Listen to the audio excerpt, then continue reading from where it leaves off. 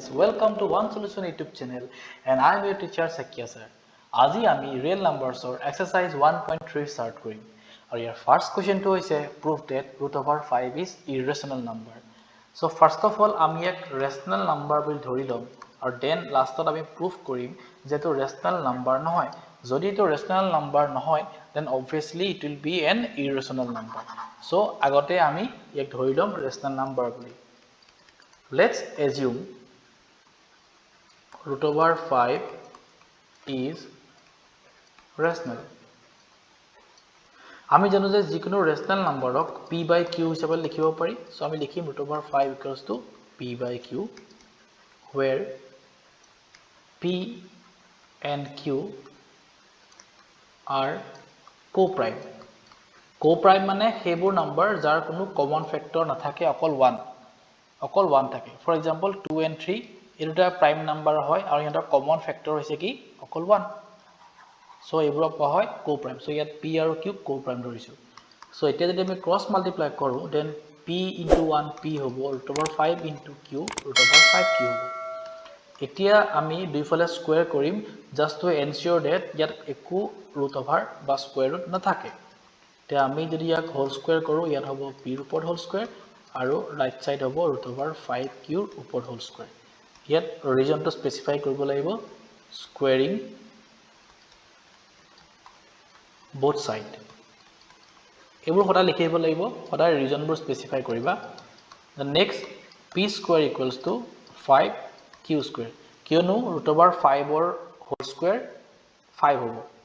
এতিয়া আমি দেখিছো যে p square equals to 5 into q square that means 5 ৰ লগত q square টো যদি ইনটু কৰা তেতিয়াহে তোমালোকে p square পাবা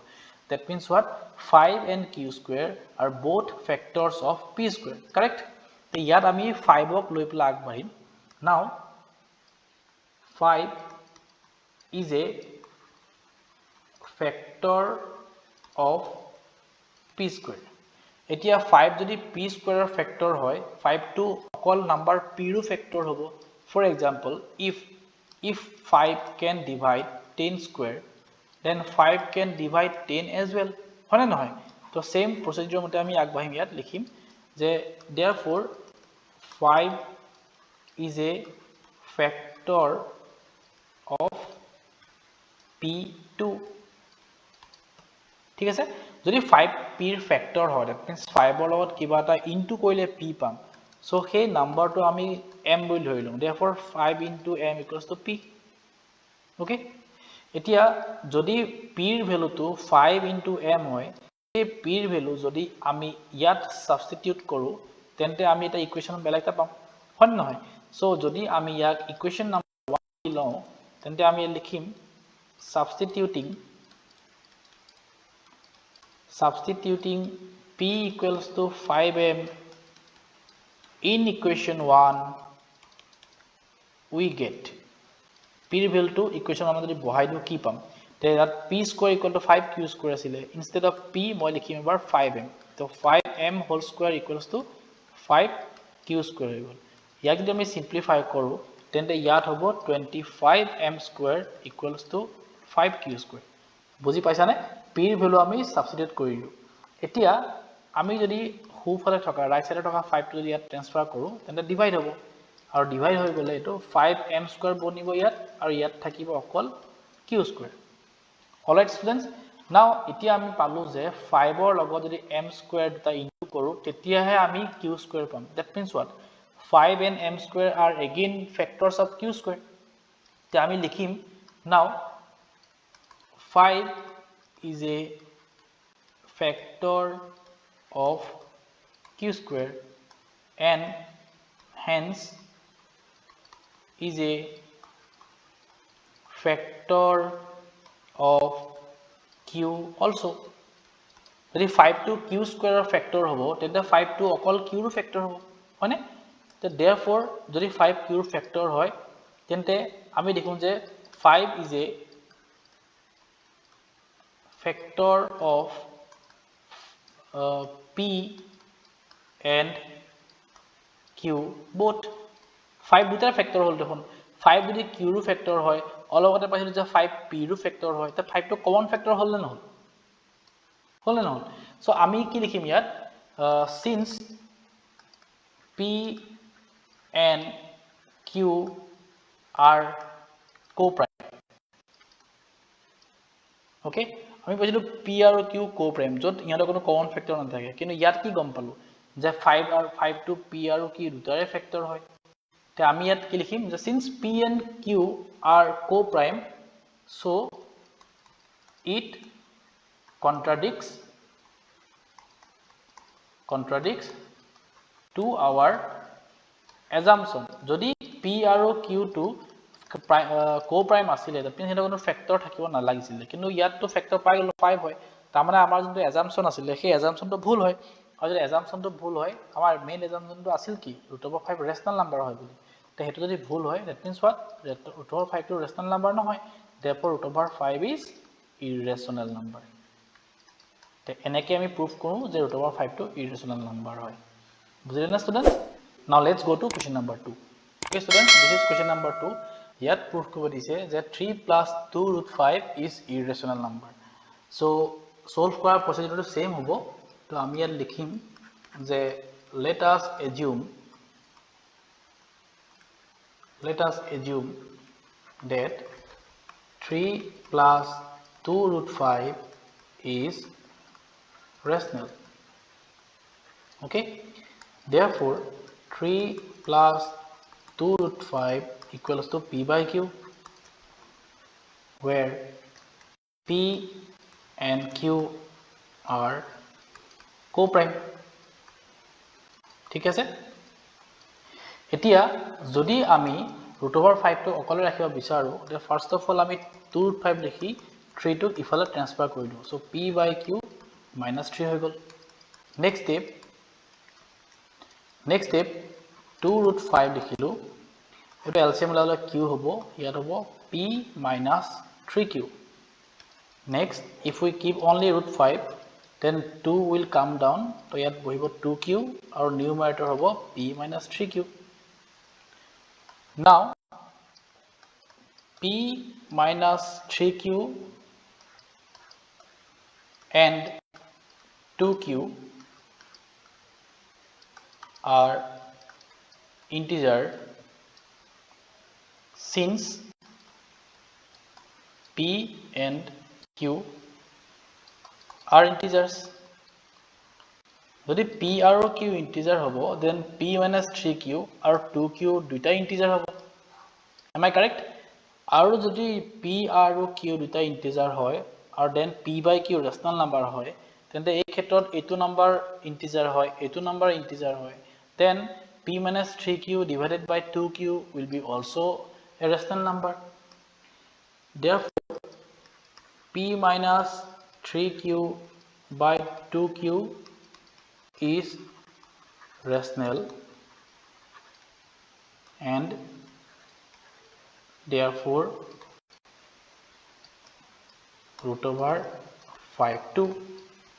তো যদি p - 3q by 2q rational number হয় তেন্তে √5 rational number হ'ব but it contradicts the fact that √5 is irrational কিন্তু বিজানো যে √5 irrational number হয় that means কি গুটে বস্তুটা মিছা হৈ গল the whole assumption was wrong and that's why the solution was also wrong so therefore যদি আমাৰ assumption wrong হয় তেন্তে আমি কি লিখিম 3 plus 2√5 is irrational okay students now let's go to question number 3 so students this is question number 3 problem 1 prove that the following are irrational number so first of all দিয়া আছে 1/√2 তে ইয়াক আমি কেনে কৰো let us learn তো ফাৰ্স্টত আমি লিখাৰ নিয়মটো একে হ'ব let us assume that 1/√2 is rational therefore 1/√2 equals to p by q তে যদি আমি ইয়াক ৰেচিপ্ৰকেট উলিয়াও যদি উল্টা লিখি দিও তেন্তে এটো হ'ব √2 আৰু ৰাইট সাইডে আমি উল্টাই দিও তেন্তে এটো হ'ব q by p হয়নে আমি জাস্ট ৰেচিপ্ৰকেলটো লিখি দিলো ইয়াত আমি লিখিব পাৰা ৰেচিপ্ৰকেলছ বুলি যদি আমি একফালে লিখো আনফালে লিখিব লাগে ৰেচিপ্ৰকেলছ আমি লিখিম যে therefore q by p is rational since p by q is rational যদি p by q rational number হয় তে q by p rational number হ'ব therefore root over 2 is also rational হয়নে but it contradicts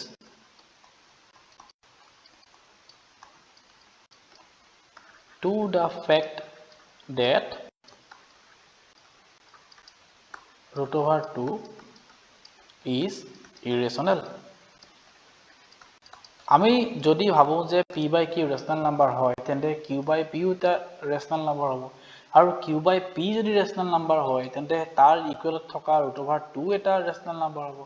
কিন্তু আমি জানো যে root over 2 এটা irrational number হয় ওকে নে লিখছে contradicts বুলি contradicts মানে কি যেটো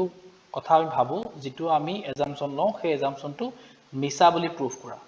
okay so it contradicts to the fact that root over 2 is irrational তো আমাৰ assumption যদি ভুল হয় তাহলে আমাৰ assumptionটো আছিল কি therefore 1 by root over 2 is irrational আমাৰ assumptionটো আছিল যে 1 by root over 2 rational number হয় যেতিয়া আমাৰ assumptionটো ভুল বুলি গম পালো that means it is an irrational number okay now let's move to next problem so students next problem to hoise 7 root 5 আমি ইয়াক irrational বুলি দেখাব লাগে so লিখাৰ procedure আকৌ একে হ'ব let's assume 7 root 5 is rational therefore 7 root 5 equals to p by q হয়নে where p and q are co-prime ঠিক আছে যদি আমি root over 5 টো ৰাখো then 7 টো আমি right side লৈ যাম তো 7q হৈ গল p by 7q now p and 7q are integers since p and q are integers যদি p আৰু q integer হয় then p আৰু 7q দুটা integer হ'ব আৰু p আৰু 7q দুটা integer হলে p by 7q is a rational number হ'ব therefore p by 7q is rational and hence root over 5 is also rational হয়নে কিন্তু আমি জানো যে root over 5 টো rational number নহয় আমি লিখিম but it contradicts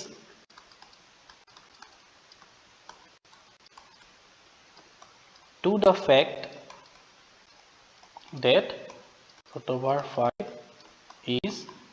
irrational যদি root over 5 টো irrational হয় তেন্তে আমাৰ assumptionটো ভুল হ'ল নাই তে এখানে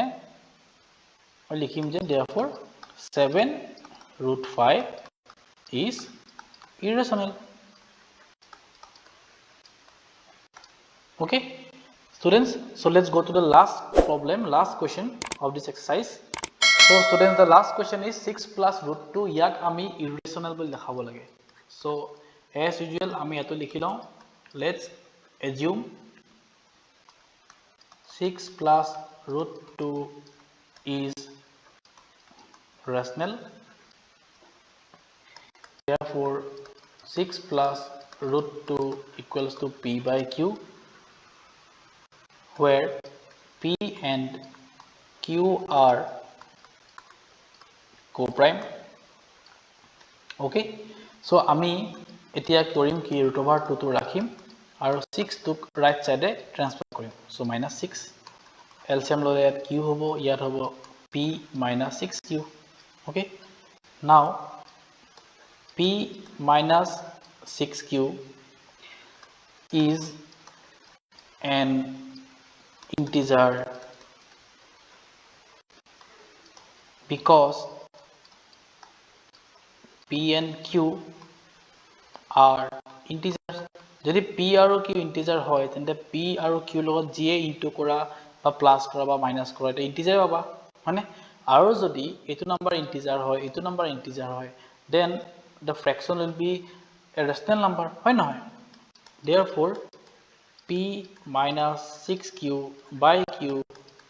is rational আৰু যদি হেতু rational number হয় তেনে তাৰ ইকুৱেলত আছে √2 and